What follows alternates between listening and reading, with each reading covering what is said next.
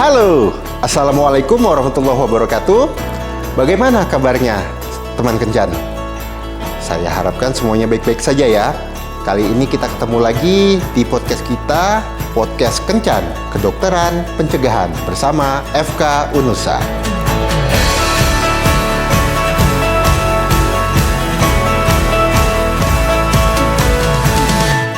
Baik, dari narasumber sebelumnya kita telah membahas apa-apa saja yang akan kita sajikan dalam podcast Kencan kita. Salah satunya adalah pencegahan penyakit-penyakit melalui screening secara berkala. Nah, di Indonesia khususnya dan di dunia umumnya mengenal istilah pemeriksaan medical check-up atau pemeriksaan secara berkala. Namun, pemeriksaan medical check-up ini masih merupakan barang yang mewah di dunia maupun di Indonesia sendiri.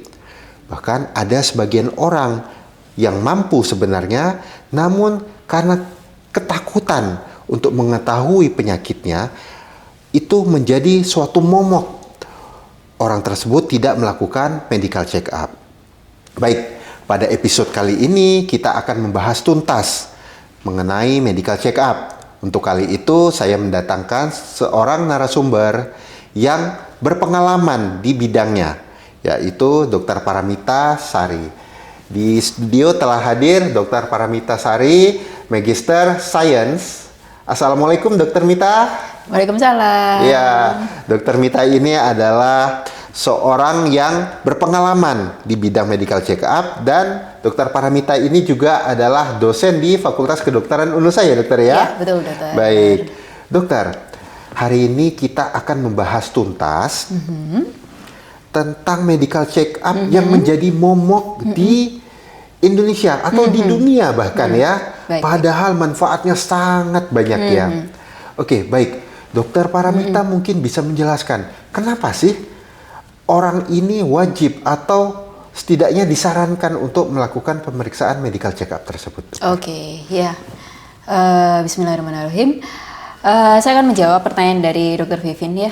Jadi kalau saya tangkap, jadi apa sih tujuan dari medical check-up itu? Jadi menurut saya medical check-up itu tujuannya adalah satu, karena dia dari sudut pandang agama bahwa tubuh kita ini adalah karunia dari Allah Subhanahu wa Ta'ala. Jadi sebisa mungkin atau memang sudah ada kewajiban bagi umat muslim itu untuk menjaga tubuhnya atau jasmaninya atau badaniahnya untuk tetap sehat, dan bagaimana caranya kita menghargai tubuh yang sudah diberikan oleh Allah ini supaya tetap sehat. Satu, karena ya itu tujuan dari medical check-up, karena kita sudah diberikan anugerah yang terbaik, yaitu tubuh kita untuk kita pakai dalam aktivitas sehari-hari, bekerja, belajar, kemudian beraktivitas lainnya begitu ya.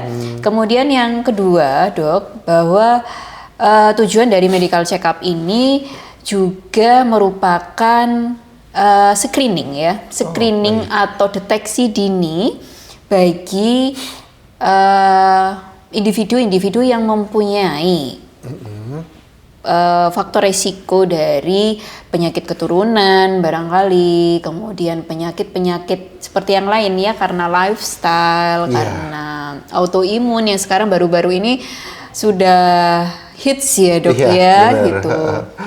Kemudian yang ketiga, sembari tujuan dari medical check-up ini, karena saya melihat bahwa saya adalah sebagai seorang dokter ya, jadinya dokter ini juga harus sehat terlebih dahulu gitu ya, sebelum kita menyelamatkan pasien kita gitu. Karena kita ini tujuannya mau mendatangkan manfaat dan kemaslahatan untuk pasien kita. Jadi alangkah baiknya bagi seorang dokter untuk menjaga kesehatan melalui medical check-up atau screening ini, bahwa dokter harus memastikan dirinya sehat terlebih dahulu baru menolong pasiennya. Hendaknya seperti itu ya. Jadi hukum logikanya akan berjalan seperti itu. Jadi kita saving badan kita dulu, kita sehat badan kita dulu, baru Ya. kita menolong pasien-pasien kita. Jadi itu juga merupakan sebuah berkah untuk pasien kita ya dok, Iya, ya lebih tepatnya benar. seperti itu.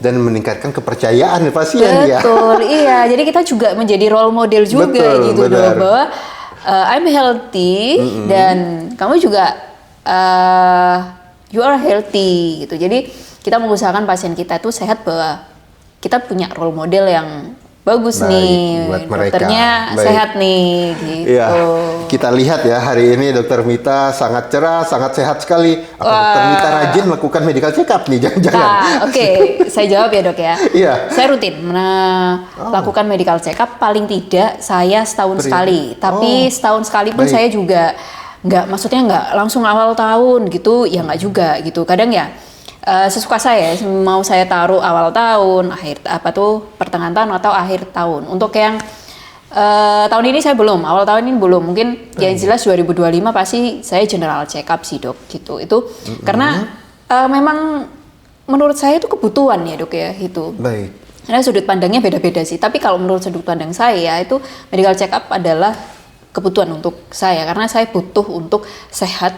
Karena ya mau gimana ya dok, kita juga harus bekerja, kita harus mencari nafkah, kita harus belajar. Jadi tubuh kita tuh harus bugar gitu. Baik. Jadi apakah perubahan jadwal medical check up yang Dokter Paramita lakukan itu karena menunggu suatu gejala yang muncul atau mutlak karena kesibukan Dokter Mita saja? Oke. Oke. Kalau itu enggak sih dok, jadi saya nggak perlu menunggu gejala, misalnya Baik. punggung saya sakit atau kaki saya cekot-cekot atau lutut saya, enggak sih, enggak sama sekali. Jadi ya udah murni dari sempatnya saya, waktunya Ya, kapan. baik. Jadi saya lakukan medical check up itu dengan intervensi dari saya sendiri ya. Saya pengen cek apa gitu yang memang saya pengen tahu dari organ-organ yang penting di dalam tubuh saya gitu dok. Baik. Ya, jadi tidak harus menunggu gejala. Betul. Tidak perlu ditakut-takuti dulu baru melakukan medical check up Betul ya. banget. Karena itu kayak maintenance di dalam tubuh kita sendiri ya dok ya. Baik, ya. Iya. Nah, terkadang yang menjadi momok seseorang untuk tidak melakukan medical check up itu kebanyakan karena biaya. Pertama ya, apakah benar biaya untuk medical check up itu memerlukan biaya yang besar untuk melakukan itu, dok? Oke. Untuk soal biaya itu relatif ya dok ya, Baik. karena terdekatnya kita ada dokter praktek mandiri. Baik. Ya, kemudian dokter yang ada di puskesmas, pelayanan di puskesmas juga ada pemeriksaan screening walaupun tidak selengkap di laboratorium ternama. ataupun Baik. di rumah sakit Baik, begitu. baik. Jadi kalau di dokter praktek mandiri saya kira kita bisalah atau mengira-ngira berapa sih biaya yang mau dikeluarkan dan mau sebesar apa sih biaya yang diperlukan untuk Baik. screening kesehatan untuk diri kita sendiri gitu ya. Kemudian untuk di puskesmas pun juga begitu, karena puskesmas juga badan milik pemerintah ya. Jadi mau sebesar apa sih yang biaya yang mau dikeluarkan? Bukan berarti saya sombong, oh harus punya duit gitu ya, juga enggak. Tapi coba kita memainkan logika kita, berarti untuk yang pemerintahan pasti akan jauh lebih affordable. Affordable maksudnya lebih terjangkau. Baik. Supaya masyarakat yang ada di sekitar itu bisa terlayani dengan baik dengan fasilitas yang sudah ada di puskesmas tersebut gitu. Pun juga kalau memang pemeriksaan tersebut tidak ada di puskesmas dan disarankan di rumah sakit, itu pun juga akan difasilitasi oleh rumah sakit. Baik. Begitu dokter. Nah, pertanyaan selanjutnya. Apa saja dok yang kira-kira ya terutama untuk teman-teman kencan kita ya yang masih awam terhadap medical check up, kan nggak mungkin ya semua pemeriksaan dilakukan, mungkin biaya bisa membludak. Setidaknya apa-apa saja pemeriksaan minimal yang bisa dilakukan atau yang harus dilakukan sebagai start awal dia melakukan medical check up. Oke, ya. Start dari awal ya. Kita bisa ke dokter praktek mandiri, kita bisa konsultasi pada beliau Ya, mungkin dokter akan melakukan pemeriksaan tekanan darah, itu dulu yang paling vital ya. Kemudian tanda-tanda vital yang lain seperti suhu, nadi, kemudian jumlah pernafasan atau frekuensi pernafasan. Sembari dokter memberikan arahan mungkin yang diperlukan apa saja. Bisa cek darah rutin atau namanya darah lengkap ya, karena itu adalah organ yang penting, yaitu di sumsum tulang belakang dok. Itu adalah tempat produksi dari darah ya dok ya. Jadi kita bisa mendeteksi penyakit-penyakit darah itu apa saja begitu. Kemudian urin lengkap atau urin rutin, kita bisa melihat organ-organ ginjal, organ-organ saluran kemih yang lain gitu ya. Kemudian ada profil lemak ya yang terdiri dari kolesterol total, trigliserid, kemudian HDL dan LDL, lemak jahat dan lemak baik. Itu sudah gitu sangat ya. familiar itu ya. Iya dok, gitu. Itu jadinya untuk profil lipid itu kita bisa melihat apa tuh faktor risiko orang itu kena stroke ya, atau penyakit jantung koroner atau penyakit pembuluh darah yang lain begitu dok. Jadi kita bisa melihat itu dari profil lipid ya dok ya. Iya, baik. Kemudian ada lagi SGOT dan SGPT ya. Itu untuk menilai apa dokter? Untuk menilai fungsi dari hepar.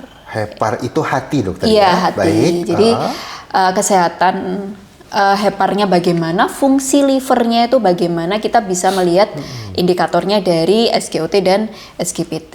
Baik. Kemudian untuk organ yang penting lagi adalah paru-paru. Dok ya, jangan lupa paru-paru. Kita bisa foto ronsen. Foto ronsen dada itu kita bisa dokter bisa meminta foto ronsen untuk melihat kondisi paru-parunya bagaimana sih. Gitu. Rata-rata orang ronsen itu kan pada saat udah kecelakaan patah tulang ya. Iya, terus batuk baru ronsen gitu ya. Itu yang disayangkan ya dok ya. Padahal itu harus general check up yang rutin gitu ya. Terus kemudian komponen yang lain lagi itu adalah jantung dok. Oh iya, baik. Itu adalah organ utama ya. Iya, fungsinya untuk memompa darah ya. Jadinya kita perlu kalau memang ada klinik atau laboratorium yang dilengkapi dengan elektrokardiografi, elektrokardiogram ya, EKG, kita bisa menggunakan fasilitas tersebut untuk screening apakah ada gangguan irama jantung atau tidak gitu. Baik. Dok. Anak-anak apakah boleh di EKG dokter? Melihat batas usianya ya dok ya, gitu. Biasanya kita memakai itu lebih dari atau sama dengan 12 tahun usia dewasa ya dok ya, begitu. EKG itu kan identik digunakan untuk orang-orang lansia ya, iya, yang sudah tapi katanya darah tinggi. Nggak harus yang sepuh-sepuh juga gitu ya dok ya. Boleh kita screening yang remaja-remaja itu boleh, karena kita juga unos ya, kita nggak tahu di usia-usia remaja itu ada pasien saya yang aritmia itu ada ternyata. Penyakit tersembunyi. Jadi emang itu ya perlu ya jantung. Kemudian penting lagi adalah ginjal, yaitu urea dan kreatinin. Jadi urea dan kreatinin itu juga menentukan fungsi ginjal yang sehat itu bagaimana. Kita bisa melihat angkanya. Kalau terdapat kenaikan angka itu kita harus aware. Baik. Begitu pula juga SGOT, SGPT tadi juga ada nilai normalnya, bahwa ketika itu sudah naik di ambang batas normal, kita harus aware gitu. Ada apa ini sama organ-organ kita. Jadi menurut saya tuh deteksi dini itu lebih penting ya dok ya, untuk mengenali atau untuk mencegah dari hal-hal buruk. Betul, yang lebih berat, supaya kita nggak jatuh dalam tahap yang kita udah sakit nih. Baik, benar. Saya secara pribadi mungkin juga akan rela mengeluarkan dana untuk screening daripada mengeluarkan dana untuk mengobati diri saya. Betul dong. Jadi preventif itu memang lebih oke ya. Jadi sekarang memang ditekankan, pemerintah juga sekarang sangat menekankan sekali bahwa program preventif dari penyakit itu sangat penting. Jadi kalau bisa dicegah ngapain sih diobatin gitu. Iya, jadi kalau bisa dicegah itu supaya nggak sakit gitu. Bukan berarti kita nggak boleh sakit sih, tapi sebisa mungkin kita tuh sehat gitu ya. Gitu dok. apakah semua orang itu memiliki faktor resiko, dokter? Sehingga semua orang itu wajib melakukan screening? Nggak juga sih dok, jadi menurut kebutuhan saja ya dok ya gitu. Itu menurut sudut pandang orang masing-masing juga ya, dan menurut kebutuhan ya dok ya gitu.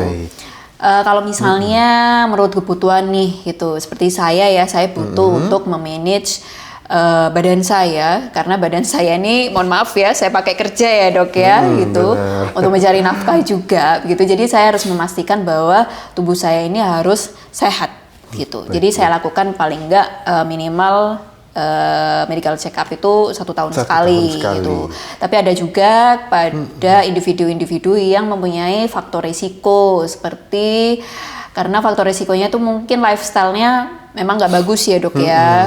Mungkin jumlah kalori yang masuk tuh jauh lebih banyak daripada kalori yang keluar. Iya gitu. Sehingga kemudian menumpuk ya. Iya, kemudian aktivitasnya juga yang ya lebih banyak yang mager gitu ya. Itu rentan banget tuh. Idealnya dokter, kita melakukan medical check up itu berkalanya berapa lama ya dok ya? Oke. Berkalanya beda-beda ya. Kalau misalnya saya pribadi itu 1 tahun sekali. Tapi memang untuk misalnya ada beberapa perlakuan khusus atau penyakit yang khusus itu bisa 3 bulan sekali, 6 bulan sekali, atau sesuai anjuran dari dokter spesialis yang merawat pasien tersebut gitu. Karena memang jedanya ada yang sebulan sekali dipantau ada, karena mungkin setelah tindakan intervensi ya dok ya gitu. Jadi 1 bulan sekali follow up gitu ya, atau 3 bulan sekali, atau 6 bulan sekali, atau 1 tahun sekali untuk screening seperti itu. Oke, baik. Dan alangkah baiknya sebelum medical check up ini kita konsultasi terlebih dahulu. Betul, iya. Jadi kita tuh nggak buta gitu. Kita mau bukan kita tuh datang ke dokter tuh dalam kondisi sakit enggak gitu. Karena jangan itu tadi preventif. Jadi sebelum kita sakit tuh kita konsultasi lah sama dokter. Sebaiknya kita lakukan pemeriksaan apa saja nih gitu, supaya dokter memberikan arahan apa saja yang dibutuhkan pada tubuh yang memang kondisinya seperti ini dari hasil pemeriksaan, dan bisa sesuai target yang memang ingin dicapai oleh dokter maupun pasien tersebut. Pun juga dokter memikirkan biaya yang akan dikeluarkan dok. Jadi supaya nggak terlalu luas ya dok ya. Kasihan pasiennya juga mengeluarkan biaya yang banyak gitu. Jadi kita pertimbangkan juga. Itu tugas kita sebagai dokter. Jadi kita mau pertimbangkan apa saja yang mau kita periksa, komponen apa saja yang mau kita periksa untuk pasien kita pertimbangkan. Kita perlu tidak memeriksa ini karena ya satu item pun juga mengeluarkan biaya juga ya dok. Betul. Walaupun memang ada beberapa item kalau memang di rumah sakit atau di fasilitas pemerintahan itu di cover sama asuransi milik pemerintah begitu. Oke, teman-teman Kencan. Jadi pemeriksaan medical check up ini tidak melulu selalu mahal. Saya ingat nih dok, kan sekarang ini banyak ya promo ya, banyak korting, banyak diskon untuk pemeriksaan medical check up. Mungkin tidak terlalu full ya item-itemnya, tapi kurang lebih sama lah. Tapi dengan biaya yang lebih murah di lab-lab tertentu. Apakah tingkat perbedaan harga tersebut mempengaruhi tingkat hasil medical check up-nya, dokter? Kalau itu saya jawab tidak ya, dokter Vivin ya. Jadi itu kan sudah ada di paket-paketin begitu. Jadi nggak apa-apa, itu sesuaikan dengan kantong dan budgetnya pasiennya itu sendiri. Karena kan balik lagi itu yang mengeluarkan uang kan juga pasiennya ya. Tidak masalah ya dok dengan menggunakan yang promo tadi ya. Iya, tidak ada perbedaan tidak ada hasil itu kualitas. menurut kebutuhan dan menurut kemampuan dari pasien itu. Oke, baik. Terus satu lagi dokter, pertanyaan terakhir. Ini terkait hal-hal yang sering terjadi di luar sana. Seseorang yang ingin melakukan medical check up itu biasanya minum susu tertentu. Sebut saja susu beruang ya. Mereka itu minum susu beruang dulu supaya hasil medical check up-nya ini bagus. Apakah hal itu benar, dokter? Itu mitos ya dok ya? Oh, itu mitos ya, Iya, baik. jadi kita tuh nggak perlu Jadi nggak ada minum gunanya ya, Dok, ya? apa tuh susu merek beruang itu ya. Betul, betul. Mau minum sehari sekalipun juga setiap hari juga nggak apa-apa sih gitu. Nggak harus pas mau MCU terus kita minum susu dulu. Oke, gitu. baik. Ya itu hanya menambah nilai plus saja bahwa hari ini saya 4 sehat, 5 Oke, sempurna baik. gitu Tapi ya. itu tidak mempengaruhi hasil medical check up-nya dia ya. Nggak Oke, baik, ada baik. impact-nya dok gitu. Dan kebanyakan orang itu melakukan medical check up pada kondisi tubuh lagi baik-baik saja. Pada saat lagi flu, mereka akan takut melakukan medical check up. Apakah misalnya saya saat itu sedang sakit ya dok ya, apakah saya tunda medical check up saya atau tetap lanjut saja dok? Itu pilihan ya dok ya. Kalau itu pilihan. Jadi monggo kalau misalnya dalam kondisi sakit kita cek gitu, itu pilihan. Tapi kita lihat prasyaratnya saja dulu karena kan memang dalam komponen atau item-itemnya pemeriksaan itu kan memang ada rambu-rambu peraturannya, ada yang puasa 8 sampai 10 jam Baik. gitu. Itu minta tolong dikonfirmasi dulu karena kan memang untuk mempengaruhi validitas dari hasil pemeriksaan. Baik, itu baik. saja. Tapi kalau mau periksa sakit, mau periksa dalam kondisi nggak sakit itu pilihan buat saya gitu, terserah. Karena hasilnya pun juga yang menentukan itu dari tubuhnya sendiri-sendiri gitu. Karena tubuh baik, satu baik. individu dengan tubuh individu yang lainnya itu tidak sama. Karena ya perempuan laki-laki tidak sama nilainya. Kemudian faktor risikonya juga beda-beda, Baik, baik. umurnya juga beda, begitu dok. Dan kalau saya lihat juga misalnya seseorang ini memiliki penyakit ginjal misalnya ya dok ya. Ya, Dia dok. ini kalau lagi flu bukan berarti penyakit ginjalnya semakin parah pada saat dia tidak flu penyakit ginjalnya membaik gitu tidak ya dok Tidak ya? ada dok, tidak ada intervensi Tidak yang ada. Oke, sangat baik. berpengaruh pada hasil lab itu. Oke, baik. Iya. Untuk terakhir, Dokter Mita mungkin memiliki pesan dan kesan untuk teman-teman kencan di rumah. Oke, Silakan. ya. Jadi untuk teman-teman kencan di rumah, jangan abaikan kesehatan Anda karena tubuh Anda ini adalah anugerah yang paling penting dari Allah Subhanahu wa taala. Kita wajib menjaga, kita wajib sehat baik jasmani maupun rohani. Baik, terima kasih banyak Ya. Dokter Mita untuk informasinya. Sama-sama dokter. Baik. Baik, teman kencan di rumah, stay health. Kita ketemu di episode kencan selanjutnya. Wassalamualaikum warahmatullahi wabarakatuh.